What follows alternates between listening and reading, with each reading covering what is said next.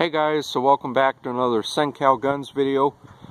Stay tuned for the rest of this video and go ahead and check out the channel for more guns, gear, review videos. Right now out at my local gun range, so kind of just figured to give you guys a quick little spin around. 28 rifle benches. We're just now working on getting it expanded out to 300 yards. Working on getting in a 25-yard pistol range in, so stay tuned for more videos if you guys can. Hit the like button, hit the subscribe button. If you guys have a question, go ahead and leave it. So let's get started. Hey guys, so welcome back for another video. For those that are just barely checking out the channel, welcome back to another Handguard Guns video.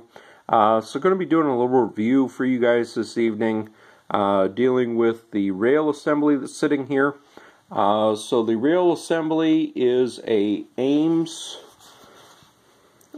Sport 15-inch key mod free float handguard. Pretty nice little setup. This is actually something I got as a Christmas gift. I had somebody ask me, hey, what do you want for Christmas? Nice little specifics on this thing. This is 6061 T6 aluminum, standard 1913 Picatinny rail. So now I currently have this off just to be able to show you guys a few things. So kind of getting into the discussion of a previous video of whether or not to buy or build. Most of the ARs that I have, I've built, although some of them I have bought.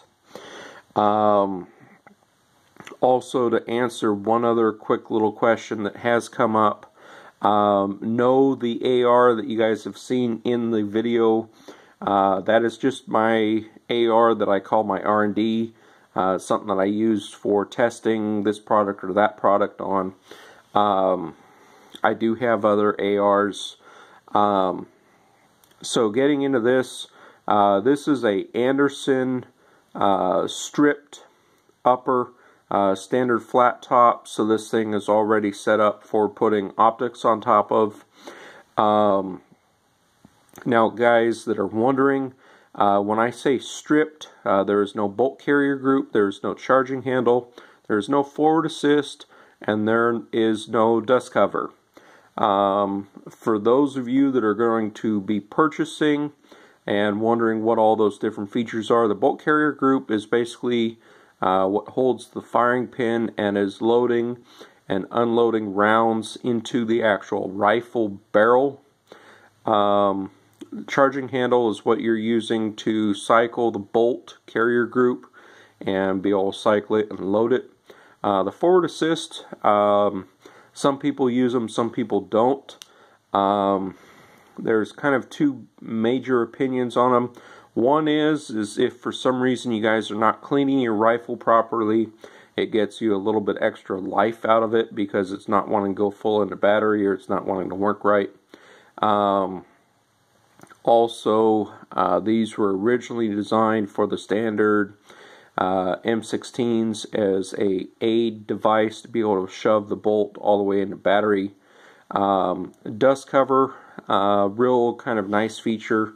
Rather than having the open pocket on it, it basically keeps all of the major, let's just call it crap, out of the bolt assembly while the gun is in storage or transport. So that's kind of going into that. The barrel itself, this is another one of these 20-inch long barrels. I do not exactly remember, guys, where I picked these up from. So checking the stash this evening, I actually have another, I think there's another 15 or another 16 of these barrels still in that box. These are Badger Ordnance heavy varmint barrels, running a standard 3/4 of an inch, that's .750 gas blocks. This is a 12-inch gas block setup. 12-inch basically meaning from the front of your upper receiver to the step down where the end of your gas block would go. That's 12 inches. This actual handguard here is a 15-inch handguard, so it's going to completely cover your gas block. If you guys are ever wondering, if you guys are building an AR, you want the handguard to completely cover your gas tube. It does not have to completely cover your whole gas block. Guys, I have not gotten out a gas block for this build. I'm not going to be building this on video with you guys this evening, so I still have a little bit of time to grab that and get that. So, kind of getting into all of that with you. But yeah, real nice heavy barrels. I do know that there is another company now that has bought out Badger Ordnance, so I know you cannot get Badger Ordnance barrels anymore. This being that it's a heavy varmint barrel, this is a 1-in-7 twist.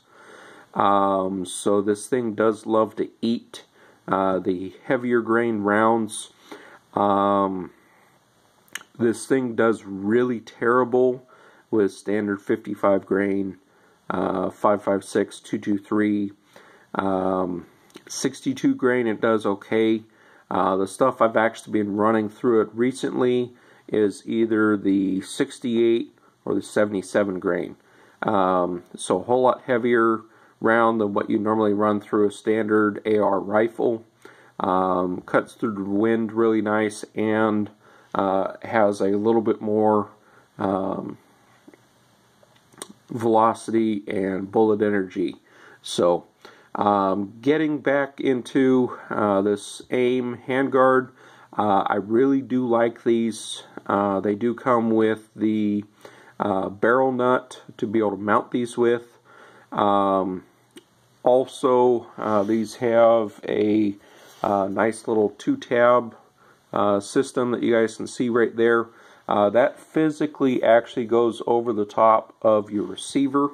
So once you have this whole thing bolted onto the barrel nut you'd actually put on and torque down with a torque wrench. When you slip this on, there's screws, 2 on each side. There's a bag of hardware right here, guys, to be able to mount this thing with.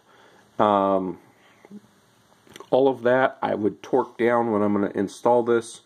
The one little thing I'm going to mention to you guys with these handguards, for some reason, if you guys are buying a handguard that's a full-on, let's say, quad rail that has the Picatinny rail on all 4 sides, if you guys are going to try and grab that to be able to shoot it, you guys are going to want to get the rubberized protectors for both sides and the bottom. The actual outside edge of this handguard, that surface right there, when the gun actually fires, it'll actually chew into your hands. You shoot it enough, it'll actually chew your hands raw. In case you guys are wondering, I know that from experience. So, also along the lines of one of the things I really do love, the handguard itself is actually an octagon shape, so it's pretty easy to hang on to. It's also a nice shape for the inside of my hands. Fitting over the top of this barrel will fit no problem. I still do have to, as I said before, get a low profile gas block for this thing and dig around in the stash of gas tube that I have, which basically I'm going to just have to get that and get that cut and get that installed for this little build. One of the things that is really nice with this style of handguard, if you guys notice all of these slots, you can actually mount rail sections on any surface on here. You'd actually be able to mount the screws in and then slide it over and it'd be locked in. For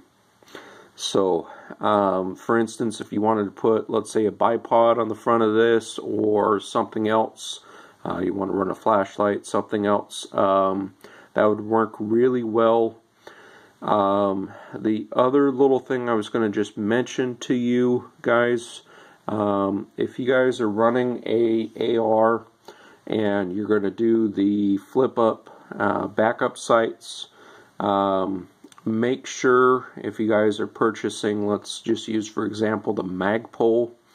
There are fakes out there.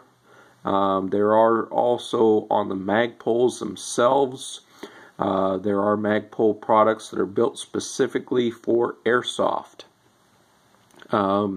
Guys, watch out for on these parts. Some parts are rated for airsoft, so it's not going to actually be able to handle the actual recoil. Guys, I know 5.56 is not a lot of recoil, but you start getting up into some of the bigger rounds, you start running into a pretty little major problem. So I'm going to just pause the video real quick, and I'm going to get this on so you guys can see it. So, okay guys, so there you guys go. There's that all nice and on. Going to be pretty nice. You have a continuous Picatinny. This is not going to rotate. Now this would not be as great as a monolithic rail, basically meaning that the whole entire receiver and the rail was all one piece, but this thing should do pretty good. And also guys, with this thing being free floating, it's not going to affect the barrel as much as, let's say, a standard plastic handguard like you guys have seen on the other rifle that I have. Gonna get this out to the range sometime and get it shooting. So stay tuned for some more videos on this. If you guys want to see some more review videos, let me know if there's anything in particular you guys want to see. I just figured since, hey, got this as a Christmas gift, figured bring you guys along for it and just share it with you guys. I have used these in the past on other projects. Real great product. So see you guys. Again guys, if you can, hit the like button, hit the subscribe button. Let me know if you guys have a question on something. So see you guys later. Stay tuned for some more videos.